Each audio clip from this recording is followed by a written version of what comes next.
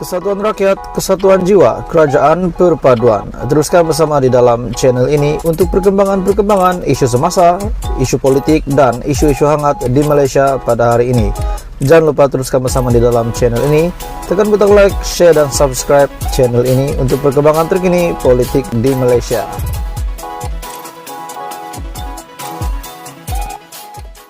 Hai semua, salam sejahtera Malaysia. Akhirnya Perdana Menteri Malaysia ke-10 Datuk Seri Anwar Ibrahim membuat satu keputusan. Bagi saya ini mengejutkan seluruh Malaysia, mengejutkan Istana Negara, mengejutkan SPRM, mengejutkan PDRM, dan seluruh Malaysia lah. Satu keputusan tergempar yang diumumkan oleh Datuk Seri Anwar Ibrahim, di mana keputusan ini adalah terhadap ketua hakim Badan Kehakiman untuk mereka menjalankan tugas dengan bebas menurut Perdana Menteri. Oke, baik tuan-tuan dan bapak semua, sebelum saya meneruskan isu hangat hari ini, saya meminta jasa baik kamu untuk tekan butang subscribe, like video ini, share video ini kepada seluruh pelosok Malaysia, dan jangan lupa untuk tekan butang subscribe. Oke, baik-baik tuan-tuan dan bapak semua, Perdana Menteri akhirnya telah membuat satu kejutan.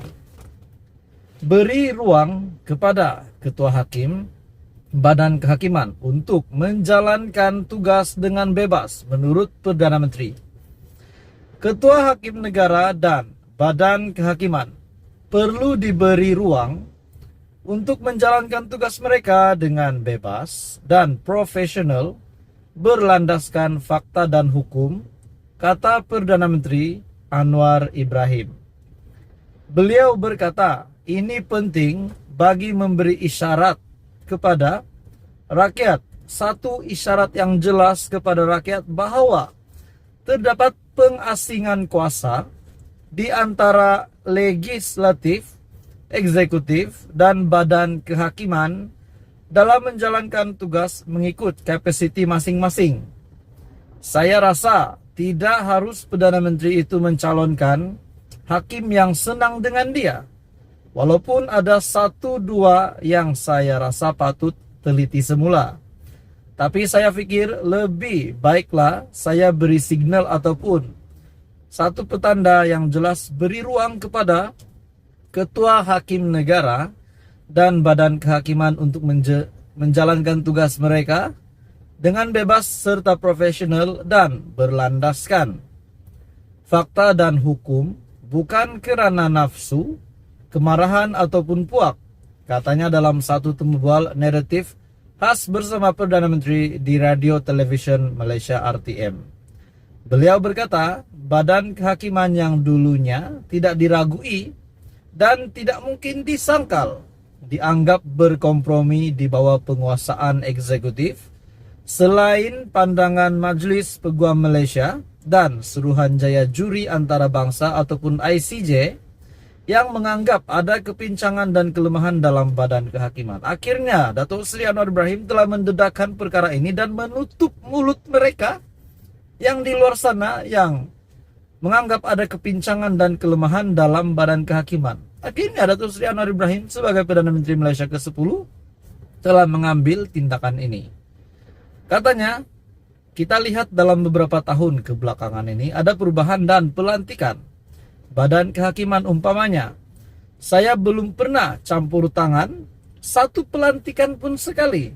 Saya ikut proses Suruhanjaya pelantikan kehakiman, dan kemudian Ketua Hakim Negara mengemukakan nama dan saya terima, katanya.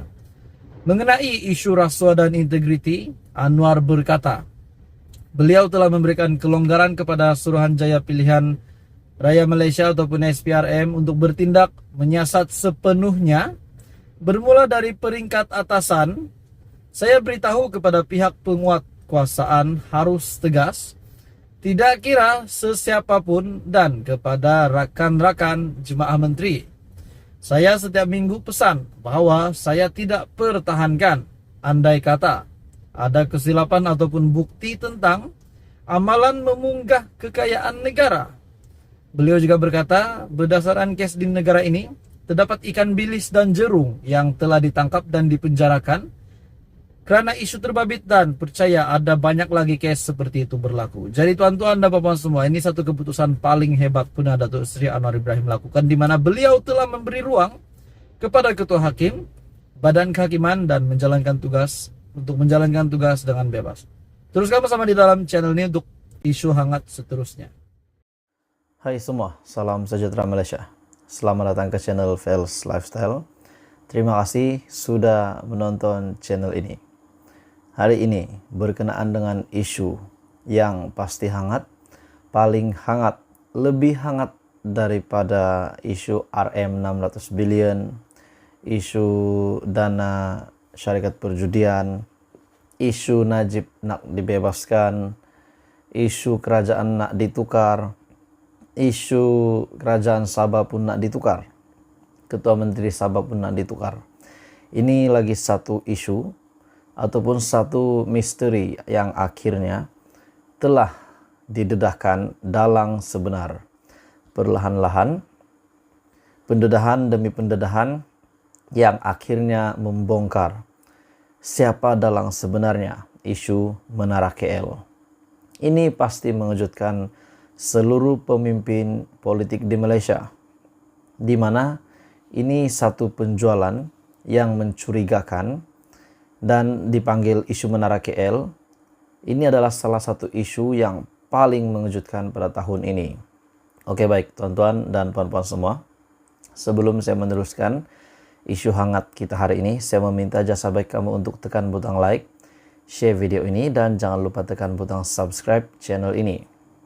Tuan-tuan dan puan-puan semua, saudara-saudari semua, apa pendapat Anda berkaitan dengan isu penjualan Menara KL, di mana penjualan Menara KL ini dilihat curiga dan akhirnya SPRM telah melakukan tindakan, mengambil tindakan. Dan hari ini satu keputusan yang mengejutkan, di mana telah didedahkan dua nama ataupun dua jawatan yang terbabit dengan isu Menara KL.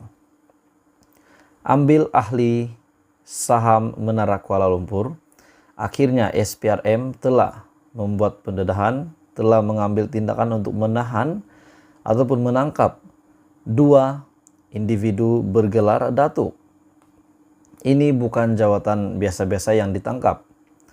Suruhanjaya Pencegahan Rasuah Malaysia SPRM akhirnya menahan dua orang pengarah kanan syarikat untuk siasatan berhubung, pembelian saham, dan pengambil ahlian konsesi syarikat Menara Kuala Lumpur. Dan kedua-dua pengarah syarikat yang bergelar datuk berusia antara 49 dan 59 tahun itu ditahan lewat petang pada Jumaat di Ibu Pejabat SPRM di sini. Menurut sumber juga, salah seorang daripada datuk itu ialah seorang pengarah urusan syarikat yang dikatakan mengambil alih saham syarikat Menara Kuala Lumpur. Dan seorang lagi suspek pula adalah ahli perniagaan berjawatan pengarah syarikat bertindak sebagai orang tengah dalam urusan pengambil ahlian syarikat tersebut bagi pihak orang atasan. Dan juga disyaki juga pemilihan syarikat terbabit yang melibatkan permintaan wang rasuah berjumlah ratusan ribu dan seutas jam tangan mewah sebagai hadiah kepada orang atasan bagi membantu pengambil ahlian tersebut. Adakah kita boleh sebut pengambil ahlian haram ini? Ataupun satu lagi kes rasuah yang pasti dibenci Datuk Seri Anwar Ibrahim, di mana itu adalah misi Datuk Seri Anwar Ibrahim hari ini sebagai Perdana Menteri untuk memerangi rasuah di Malaysia, di mana disyaki pemilihan syarikat terbabit yang melibatkan permintaan wang rasuah berjumlah ratusan ribu dan seutas jam tangan mewah. Tambah sumber itu lagi, sebelum ini SPRM juga telah dilaporkan telah menjalankan satu siasatan berhubung isu penjualan saham dan pengambil ahlian konsesi penyelenggaraan Menara Kuala Lumpur daripada syarikat Menara Kuala Lumpur Sendirian Berhad milik penuh Telekom Malaysia. Katanya beberapa saksi, termasuklah pegawai kanan TM, unit kerjasama awam swasta UKAS, Kementerian Komunikasi dan Multimedia, serta syarikat-syarikat terlibat telah diambil kenyataan bagi membantu siasatan. Dalam pada itu, kedua-dua suspek juga akan dihadapkan ke Mahkamah Magistrate Putrajaya esok bagi permohonan reman di bawah Seksyen 117 Kanun Acara Jenayah. Jadi, timbul lagi satu kes rasuah. Satu lagi jenayah yang kita lihat paling tidak disukai Anwar Ibrahim. Jadi tuan-tuan dan semua, apa komen Anda? Akhirnya pendedahan demi pendedahan yang telah dilakukan berkaitan isu Menara KL ini yang pasti mengejutkan. Teruskan bersama di dalam channel ini untuk perkembangan politik seterusnya daripada channel ini. Terima kasih.